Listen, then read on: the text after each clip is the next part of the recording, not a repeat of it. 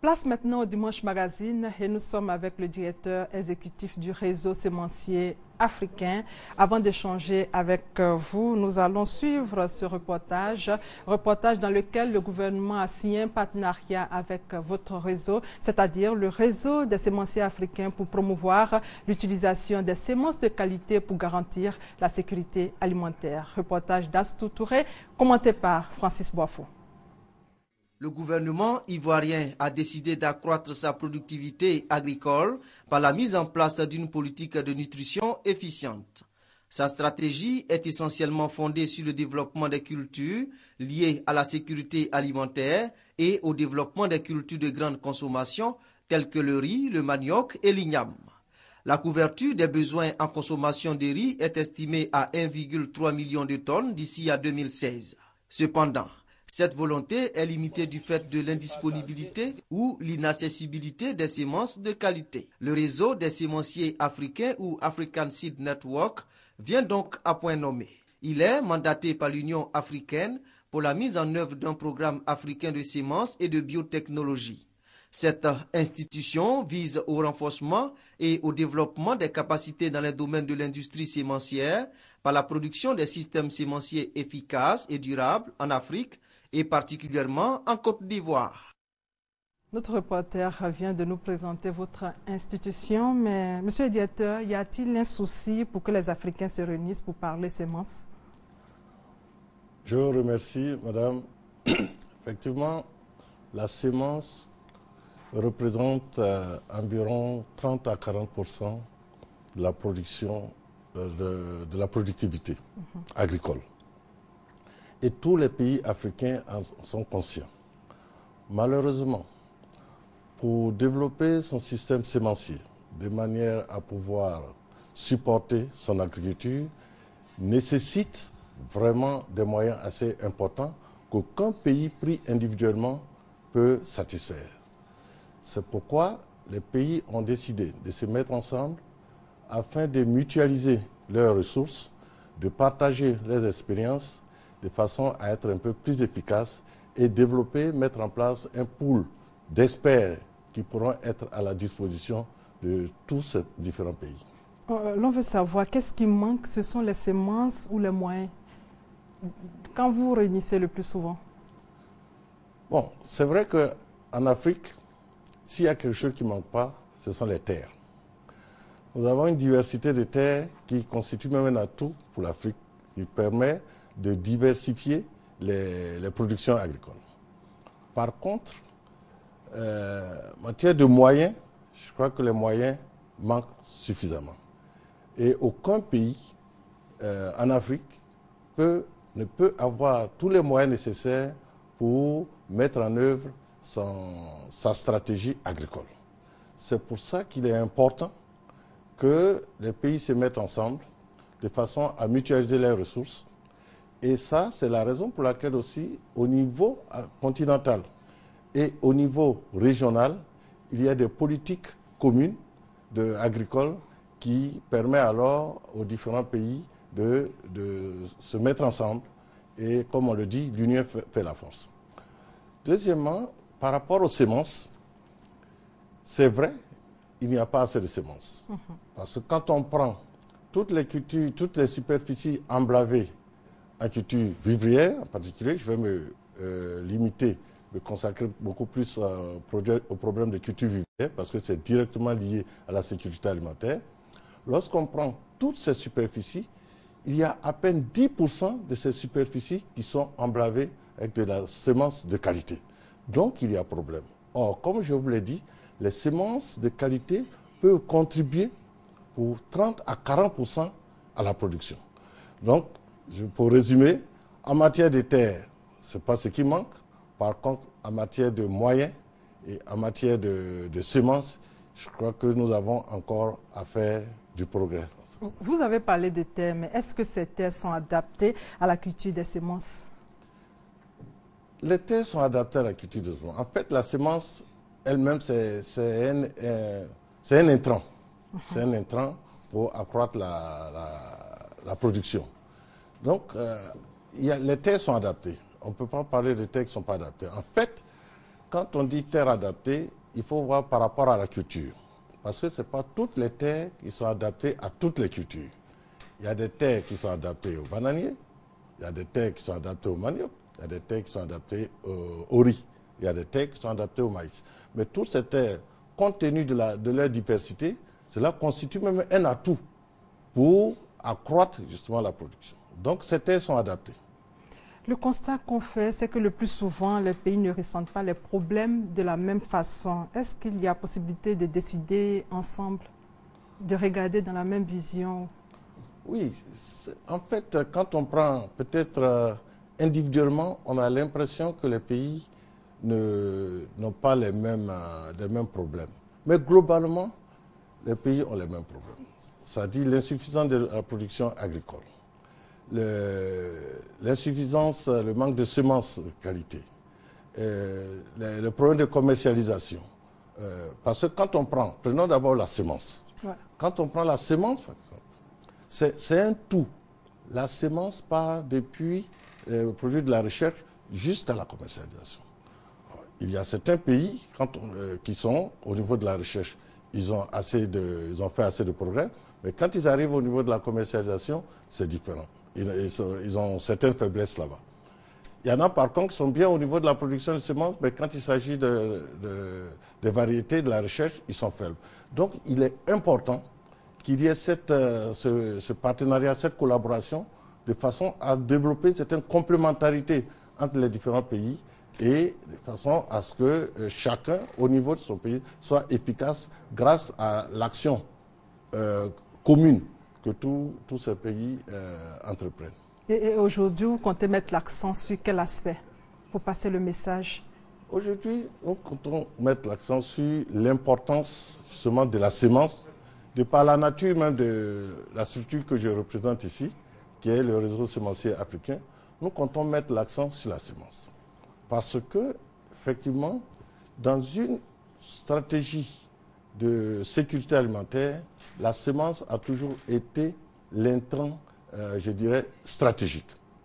Vous savez, on parle d'engrais, on parle d'herbicides et tout ça, mais on ne peut pas aller, quelqu'un ne peut aller mettre des engrais et dire que s'il n'y a pas de semences, ce n'est pas grave, ça va pousser.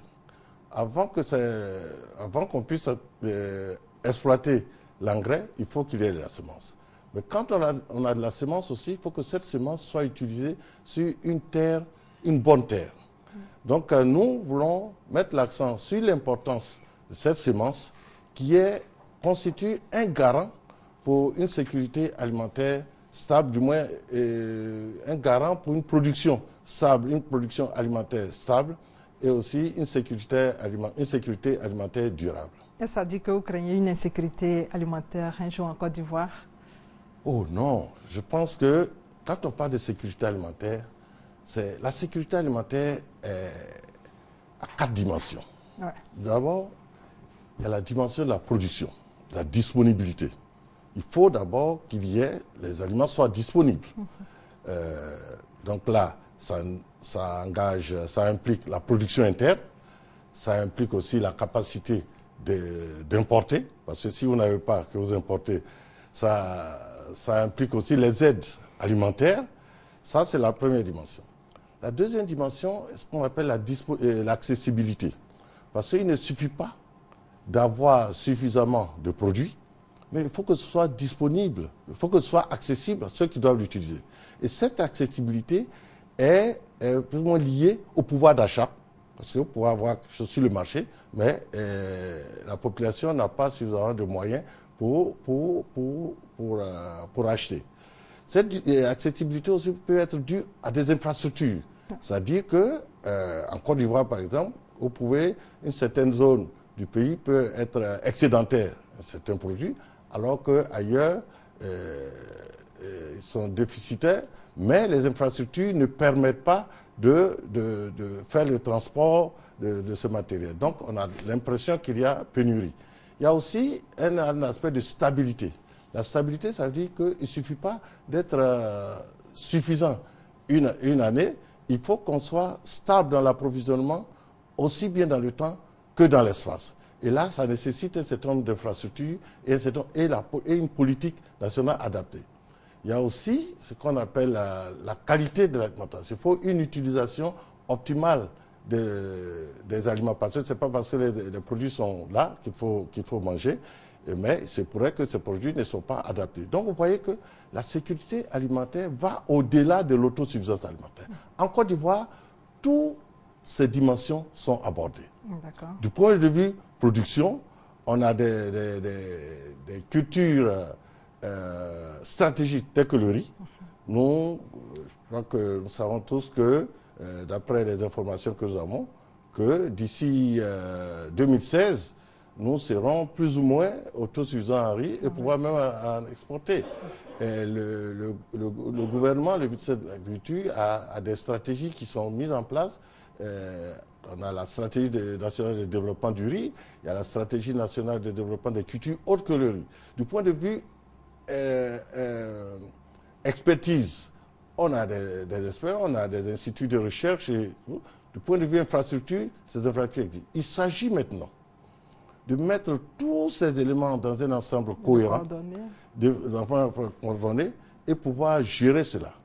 L'autre élément, ce sont les bénéficiaires. C'est-à-dire, parce que quand on parle de sécurité alimentaire, la population qui en bénéficie. Il faut que ces populations fassent partie de toutes ces stratégies qu'on met en place et que ces populations soient sensibilisées de façon à ce qu'elles soient partie prenante de tous les efforts que le gouvernement est en train d'entreprendre et pouvoir les supporter. Est-ce qu'une politique... Donc je suis positif. Je ne suis pas inquiet. L'espoir est permis. Voilà, est-ce qu'une politique agricole africaine commune est envisageable? Il existe déjà une politique commune au niveau de l'Afrique.